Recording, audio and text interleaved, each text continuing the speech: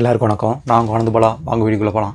So நம்ம இன்றைக்கி பார்க்க போகிறது பார்த்தீங்கன்னாக்கா, இப்போ ஈரானை ஏன் மற்ற நாடுகள்னால கட்டுப்படுத்த முடியலை, ஏன் மற்ற நாடுகள் ஈரானை கைப்பற்ற முடியலை. ஏன்னா சோவியத்து காலத்துலேருந்தே சரி, அதுக்கப்புறம் பிரிட்டனும் சரி, இப்போ இருக்க அமெரிக்காவும் சரி, இதுக்கு கொஞ்ச நாளைக்கு முன்னாடி பார்த்தீங்கன்னாக்கா 1980 ஈராக்கோட போர் நடக்கும்போதும் சரி, அந்த காலகட்டங்களில் ஏன் ஈரானை எந்த நாடுமே கைப்பற்ற முடியல, ஏன் அவ்வளோ ஒரு பவர்ஃபுல்லான நாடாக இப்போ வரையும் இருந்துக்கிட்டு இருக்கு.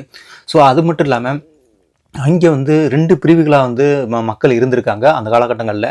அவங்க சியா முஸ்லீமாகவும் சுனி முஸ்லீமாகவும் இருந்திருக்காங்க. அவங்க 2 பேரும் யார், எதனால அந்த வேறுபாடுகள் இப்போ பிரிஞ்சு கிடக்கு. ஏன்னா இப்போ நடக்கிற போரில் பார்த்தீங்கன்னாக்கா, இந்த கல்ஃப் கண்ட்ரியில் இருக்கிறவங்கலாம் சுனி முஸ்லீம் அப்படிங்கிறாங்க, இந்த ஈரானில் இருக்கிறவங்க பார்த்தீங்கன்னாக்கா சியா முஸ்லீம்ங்கிறாங்க. ஏன் இந்த 2 முஸ்லீம்ங்கிறவங்க ஒரே ஒருத்தவங்க தான், ஒரே கடவுளை தான் வணங்குறாங்க. ஆனால் 2 பிரிவுகளாக ஏன் பிரிஞ்சு போனாங்க? ஸோ இதை பற்றியெல்லாம் தான் இந்த வீடியோவில் பார்க்க போகிறாங்க. ஏன்னா இவ்வளோ பெரிய 2 பவர்ஃபுல்லான கண்ட்ரி இப்போ ஒரே நாட்டை அடிச்சுக்கிட்டு இருக்காங்க.